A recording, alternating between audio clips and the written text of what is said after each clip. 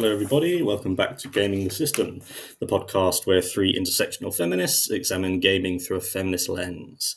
Today, we are the three of us, Alex, Jem, and Matt, and we're going to be talking about things that, in games that they're not very ladylike, not very appropriate, and all of the baggage that comes with that. But before we start, remember that we do have our Patreon now, which you can find at patreon.com/gamingthesystem.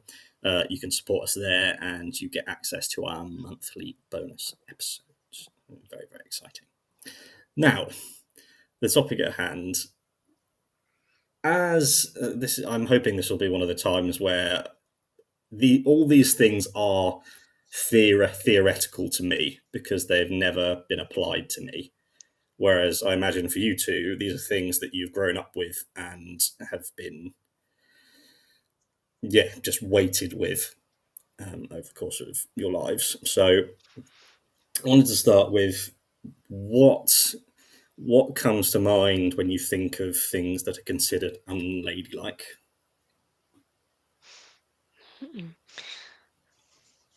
Well, I think one of the major things for me is like how somebody dresses, whether that's ladylike or not ladylike. I think you can, I guess, perceive somebody as being ladylike by what they wear, perhaps, or at least that's how I felt in childhood anyway. I remember when I was very little, my mum used to love like putting me in loads of dresses and stuff, and then I had a rebellious phase where I just like rejected all dresses and wanted to wear like trousers and jeans and lots of things with combat print on, and then in the mid-90s there was all those trousers with like the fringes coming up, like they're really awful, and the netting like flares as well. I was wearing all of those when I was like pre-teen/early teens, because I didn't wear dresses. I don't do dresses, and I don't do pink either. But now I find, now that I'm like maybe into my 30s now, basically, I do quite enjoy wearing a dress every now and then, because I might just fancy wearing nice ladylike clothes and feeling like that for a day. So it's an interesting topic because it's made me think about like what is ladylike and how do I ascribe to that or do I not? And it's just interesting to think about. But yeah, that's one aspect, is I guess clothing. That's the first thing that sprung to mind for me. How about you, Jem? Yeah, probably body language, and verbal language. Yeah. So like how you stand, how you sit, how you walk, and how much space you take up is definitely something. Yeah, So like that's a good one. a lady is supposed to be seen and not noticed.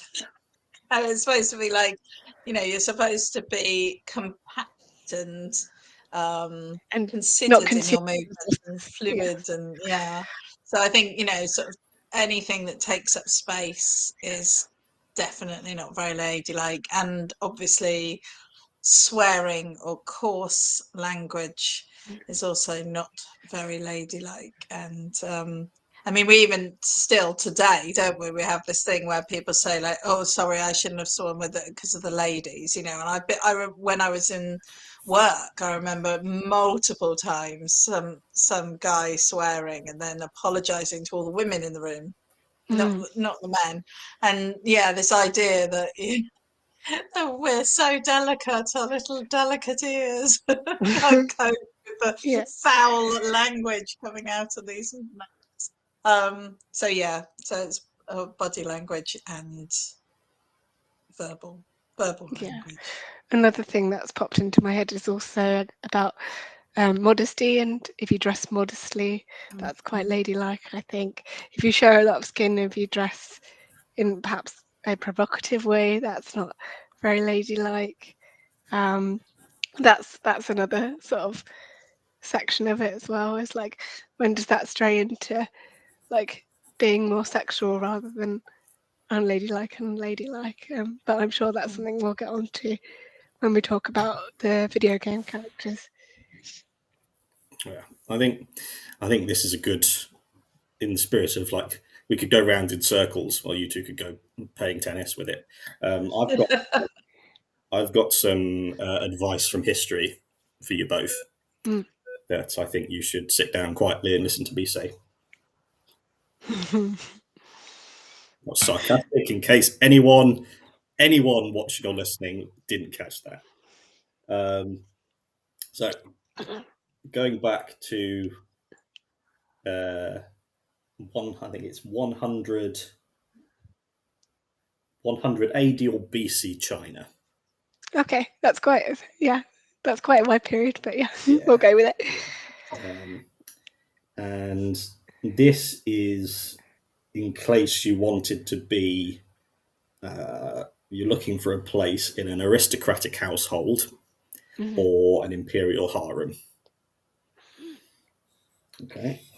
And there are 3 obediences and 4 virtues. I think I'll pepper these in as we go through as they come up. So there is the 4 feminine virtues, which is what made me think. Because I thought I had ringing in my head the words womanly virtue, so I'm sure I've heard that somewhere before. And so I googled it and found this. You've got feminine conduct. So that's your behavior, how much space you take up, what you do with your body. Feminine speech, what you say, swearing. I'm not sure what comportment means. And then feminine works. That's basically just the way that you behave in good society. Comportment. Yes. I think one major thing that ties a lot of this together is class as well, because to be ladylike is obviously associated with being of a certain class as well, or at least a lot of people I think feel that way even now still. And to be unladylike made you be perceived as a lower class, perhaps. In the way that you behave or dress or speak. Yeah. I think the clue is in the name, really, isn't it? It's aspiring to be the part of the landed gentry. Yeah, lord and lady, isn't it? Yeah. Yeah, it's the need to concentrate on. I don't suppose you either do weaving or spinning. No. I'm sure spinning doesn't mean like bicycle stuff. No, it's big class. But you need to bathe regularly and keep one's body free from filth and disgrace. Well, I'm not entirely opposed to that one. I think we should all bathe regularly. Yeah. It depends what you mean by disgrace as well. Yes, it does. Never utter slanderous words. So this is really interesting. So I'm reading from a text from, is CE before or after Jesus? CE is Common Era, so after Jesus. Yeah. So 1st century CE. Common Era. After Jesus. A female Chinese historian on the lessons for women. So this is where all this is coming from.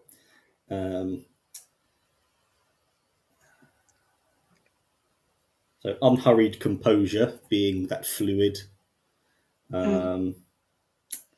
orderly manner, guard one's actions with a sense of shame. Women's virtue, choose words carefully when speaking, no slanderous words. And so, every time I was reading through this, I think, this is literally everything that happened is still the pressure on today. So I want everyone to bear all these things in mind from 2,000 years ago and today as they are spreading through the gaming world as well. I think I sort of covered. Have you got more to say on what the extent, how much you feel these pressures as you do now and as you have done in the past, how they've impacted your behaviour? I think I definitely was aware of it growing up, and how obviously, like, I was a bit more tomboyish, but that was accepted within my family. Like, they were fine with it. They didn't mind too much.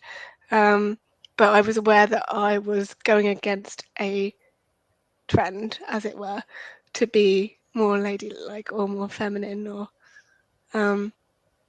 yeah. And I think to a certain extent there is a kind of, I don't know if I call it a pressure, because I think I just feel more comfortable with myself now as an adult, so I just dress however I feel like on whatever day I want, which is a nice feeling. But I think certainly growing up, there's a lot of pressure to conform, particularly within like a school environment where it's all quite tribal, isn't it? Yeah, so I can definitely say I felt it more growing up, I think. But I don't know if you feel differently, Jem. I do feel differently. I have never felt under pressure to be ladylike. I've never. I mean, I recognise that it exists, and I know that people do feel sort of under pressure from it. But I wasn't a tomboy, much as I dislike that term. But I did spend considerable amounts of my sort of, well, right up until my tweens, building dens and exploring muddy streams and racing around, building time machines and climbing trees. And yeah, I always got on well with the boys at school, so I just kind of would horse around with them, and that was always Yeah. the thing. And it wasn't really until I started going out clubbing and going out on a Friday night or whatever that I started. Yeah. But I think for me, rather than a ladylike pressure on me, I've always felt a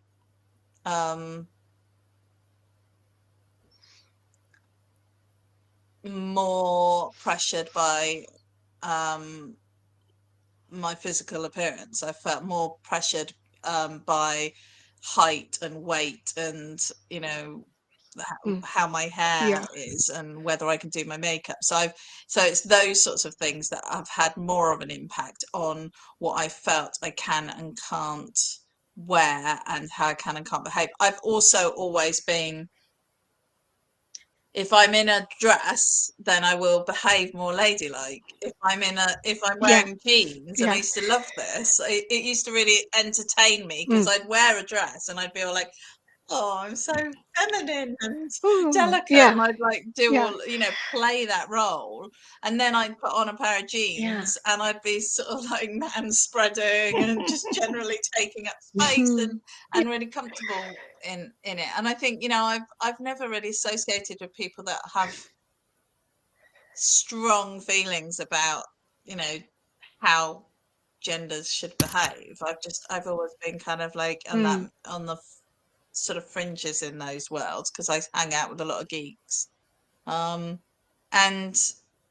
yeah, so it doesn't, I think the expectations that I've felt on my behavior and my appearance and my language have come much more from social expectations of how a woman of my age, a woman in my situation, all those sorts of things might behave, rather than a sort Yeah. of general ladylikeness. And I've also been very happy to. I actually have issues with the fact that I used to say things like, oh, I'm a bit of a laddie girl. It's like, I Yeah. think that's I think that's an extremely problematic Yeah. thing. But yeah, so I haven't really felt any pressure to be ladylike in any scenario, actually. Even in my two weddings, I did wear lovely white dresses and really enjoyed it, but I didn't, but I still also emoted a lot and swore and rang. So, it's, Yeah. It's interesting to think about, like, how we all know, well, if we're brought up a certain way, we all know, like, what is good manners and what is bad manners. But it's interesting to think about where that kind of turns into, like, should it be more for one gender than the other? Or, like, I'm not saying it should or shouldn't be, but I'm just like, in what way does society feel like it's more a woman's responsibility to have good manners than it is a man's? It's just interesting to think about, because we all know, like, you mustn't put your elbows on the table, you mustn't just like put eat with my your elbow. or speak with your mouth full, As you said yeah, that. literally. Me too. Yeah. But all those sorts of table manners and things, is that like societally, I don't know if that's a word, is that more expected for women to be doing, or is it for everybody? Or, like, if we think about, um traditional views of like how men and women should behave, Yeah. It's just, it's bringing up all sorts of interesting I think questions. that's really interesting, actually, and I think that is probably true. I think women are expected to abide by cultural norms in ways that men aren't expected to. They're given a Yeah. kind of path, aren't they? Even in so much as like, if you go out somewhere, the women are expected to behave and dress in certain ways. But if a man turns up and, not abiding by those same cultural rules, then, people just go, oh, it's just the guys, isn't it? They just wear t-shirts and tracky bottoms, that's all right. And so I think I think you're right. I think there's that. I think there is that, whatever the rules are. Yeah. There's a sense of, if you think about what we mean by pressure, there's internal pressure that, like, is the voice inside of you saying, I should be wearing a dress, I should be not swearing, shouldn't be doing this. And then there's the external pressure, which is 2,000 years ago, they had eunuchs who would enforce this in the harems. So so that's the kind of so the internal pressure is you've internalized the external pressure. And we think about who decided what ladylike meant and why has it persisted for 2,000 years. It keeps, it provides, I wonder if this is either of your experiences, all the rules for masculinity, they are shown to be completely arbitrary, and a man can do absolutely none of those things and still be a man and not lose any opportunity.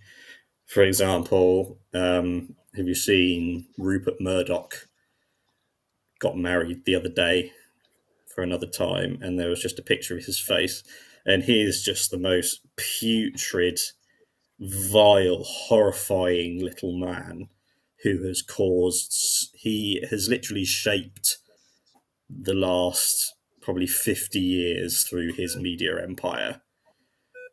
And he doesn't work out. He's not 6'2". He's not muscly. He's not loud and boisterous and a womanizer. So it doesn't matter. But this is the question that this brought up. Do you feel like you have lost opportunities because you don't follow these ladylike things? For example, any woman going into work anywhere wears decent clothes and wears makeup and all those things. Whereas if they came in just hair dishevelled and no makeup on and tracksuits and and a jumper, might go, well, there's no law against not doing those things, but then the men above them would that could harm her in terms of opportunities. It's an interesting thought, because I never really wear makeup, especially not going to work, because it just takes too long in the morning. Obviously now I work from home, so it doesn't even matter. But when I used to commute, like I made a point of just not wearing any makeup at all. I mean, obviously I dress smartly, or just dressed like smart casually, as the standard museum worker uniform, as it were. But yeah, I don't know. I mean, when you talk about like it being damaging not to be ladylike in certain situations, I tend to I have noticed that when I'm around different people in different social groups in different situations, I will change the way I behave. Like, so say for example, if I was socializing as a university student back when, I would have been like, no, not filtered or anything. I'd just be swearing, drinking, all that sort of stuff, just letting everything that came into my head out. Whereas in like a different environment, like work or like beyond that, or if I'm with an older group of people, say, then I wouldn't be I wouldn't be like that, because that's just how you behave in certain social situations with different people. And I guess that's to do with all sorts of things, like levels of like similar ages, and like just levels of respect that you have for people, and like the way that you behave with people. And I guess there's like some internal thing that says, if I behave this way with this group of people, I'm going to fit in more, and therefore I'm going to have more of an advantage, or I'm going to fit into this group and be accepted by this group, and that's going to be a good thing. So I need to behave in this way, but I need to behave in this different way for this group. And I think that's kind of a thing that's in the back of our heads as human beings. I don't know if everyone else feels like that, but that's something I've noticed, like as I've grown up, is that I have, as the occasion calls for it, have changed the way I behave and the way I speak, depending on who I'm with at the time. Yeah, I mean, I think I do feel like not conforming to feminine standards has had a negative and career impacting Mm. effect on me. Just, I mean, one of my first job, my second job was working for a company that did rail and road infrastructure services in the UK. And so you can imagine that was quite a male dominated business. And the director for my the head of the sort of section that I was in was had worked his way up from working as a sort of like engineer on the rail tracks to being director of this whole part of the business, which is obviously pretty awesome on his part. But he was incredibly gender stereotypical and expected all the women to, know their place and to wear makeup, and preferably high heels, and smart skirts, suits to work. And I just was not that person. I just wasn't that person. And I also wasn't the sort of woman that would, just sit back and take any crap or not speak out. And yeah, it didn't go well in the end, because I challenged him one too many times, and he just didn't like that. And I think the thing is that, it's not just about, you know, not swearing or wearing heels. It's also about staying quiet and knowing your place. And I think that's the other thing. And I don't feel that this is necessarily a gendered thing. I think that everyone has this challenge to kind of deal with in their lives, because we all have positions in society that we either adhere to or not. But I do feel that, yeah, I've never been very good at just sort of taking somebody's authority because they happen to be male, and in a slightly more powerful position than me. I've always felt like, well, you know, in order for you to, you know, I will be respectful and I will be polite and civil. I mean, I'm not confrontational, but I'm not just going to assume that you can treat me however you like because of that, you know. And that's something, that level of respect has to be earned. So I think for me, it's been really interesting, and I have wondered. I read there was some research done. I'm trying to look it up. Actually, there was some research done about the importance or not of wearing makeup in the workplace, and how that impacts on your career. And they discovered that, yeah, people that don't wear makeup are less likely to get promotions, and it does have a negative impact in not in every scenario, obviously, but and possibly this is something that's changing now that we're all wearing loungewear and working from home half the time.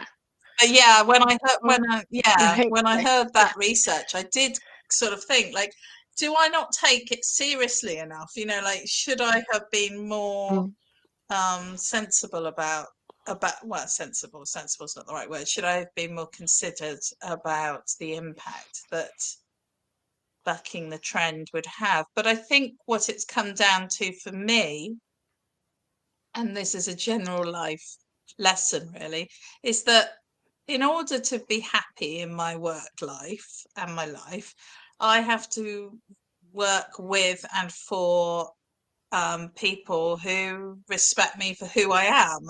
And if that means that I ruled out 90% of the places out there, then I just have to find the 10% that are a good match for me. And I think there is a thing about that, but that's a privilege, that I'm in a position where I can pick and choose, and not everyone has access to that privilege and that level of choice. So yeah, I do think it's been career impacting, but I don't care. That's very interesting. But yeah, no, I was thinking about it as well. And I think if you are someone, doesn't matter what gender, but if you are someone that causes a fuss a lot, then that's a disadvantage in like within even a school environment or like in a work environment. I know growing up with cerebral palsy that I've had to like fight a lot of battles to get access to the accommodations and support that I need, and having to always be the one to cause a fuss to get things going. I think I can definitely remember a time in a previous job where I made an assumption about something that I would have been entitled to, which was a specific parking space with a blue badge, and I had a blue badge, so naturally I parked there. But anyway, apparently I wasn't allowed, because no one's allowed to park. And so I had a little bit of a fun time trying to argue that one. But I think after that point, after those discussions were had, I was probably not looked on as favourably within the organisation as I was previously. So I think if you do have to, you know, stir the pot a little bit and kind of raise your head above the parapet and say, actually, I don't agree with this, I think this is not okay, then it can sometimes be a disadvantage in a workplace that isn't very adaptable and very tolerant. And I think that as a woman, that's something that happens, that's more noted, isn't it, when you stand out? Yes. you step out of the norm as a woman. Yeah. Yes, because that's not ladylike, is it? Stepping out of the norm. It is, because the thing of like kicking up a fuss, that's such the nature of the system that we're trying to combat by kicking up a fuss is absolutely insane. The system is as insane and arbitrary and extreme as possible, and individuals can't an individual saying I'm disabled and I need a disabled parking space should be, oh yeah, of course, parking space there, I've done that for you. But because of the system that's saying, especially as a disabled woman, it's not just an employee to an employer, it's a woman daring to make a demand of me. I'm assuming it was a man, but if it was not. No, it was I think, well, the head was a man, but he sent slightly lower down women to come and talk to me. So that was fun. So that's when you say, like, this is the problem with a lot of places when workplaces try to unionize, because it's far too easy because there's a concept in the union organizing course that I've just finished called the organic leaders. And they're employees who aren't part of management. They don't have official leadership roles, but they're the people in a workplace who are trusted by people. That if you talk to 10 people, 4 of them will say, oh yeah, if I had a problem, I'd go and talk to her or him or whoever. And then those are the people that's a natural charisma thing. That's why it's organic. It's not like mechanical or anything like that. And as with the best organic leaders, it's far too easy just to crush them in, like, it's easy to fire them or to penalize them and like that. And then in plenty of places, like in America with the civil rights movement, it's really easy just to kill them. And then once they're dead, there are only a handful of the absolute diamonds that are only once in generations, that are Malcolm X, Martin Luther King, and Fred Hampton. They're the ones that the powerful people go, those are the people that can, those are the organic leaders that can bring everyone together. And that's why people fight, you get fought so hard when you try and stand up for yourself, and it can be at your cost. Right. This has been a really interesting, it's been interesting just asking the question and just letting you guys just go, because there's obviously so much of it to talk about. Moving on to the gaming world. So we know from our experience doing over 100 episodes of this podcast now that the physical world and the problems that women face there are eerily similar in the gaming world.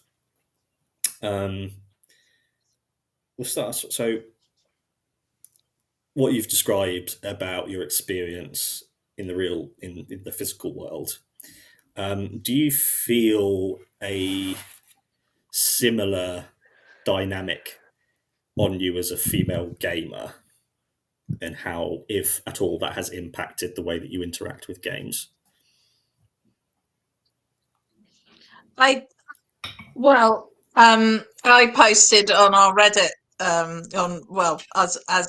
as us on Reddit this week a little comic strip that came up in my Facebook memories, actually, from 5 years ago, of a woman going in and saying, have you got this in she didn't even get that far to say to ask the question, and the guy behind the counter just said, "Oh, girls' games are in the back of the shop," and she just screams at him. She's like, "All games are girls' games," and I think that is the thing. It's there is a feeling. That's the one. There is a feeling that this idea that certain games can't be played by women or shouldn't be played by women, and I think these are the games where women get, if they go on Voice, they get all this like, oh my gosh, it's a girl, it's a woman, and I think it's really frustrating. So because all games are girls' games and all games are boys' games, and and I think it's the same with like what characters you play in these games as well. So like when I did my hardcore World of Warcraft years, most of the characters played by women, and I did know they were female identifying, at least in the offline world. They were mostly healers. They mostly played healers or sort of ranged damage dealers. So they're still sort of stepping into feminine roles, and they would often be less interested in the mechanics of the game, more interested in how their characters looked. A lot of the ways that they were behaving in that space was still very stereotypical. Whereas I played a druid tank, and I was like, at the front of the fight in the form of a bear. I just loved it. I loved it. We've talked before about how in my multi-user dungeon days, I played a sort of nymph character and floated around in next to nothing. Generally I mean, one of the skills of a nymph in that game was seduce, where you could kind of like seduce a male character, a player or a non-player character, to reduce their ability to fight back. So it was extremely gendered, and I jumped into that with both my feet very happily. So I think there is definitely a pressure there from many different layers, I think. But yeah.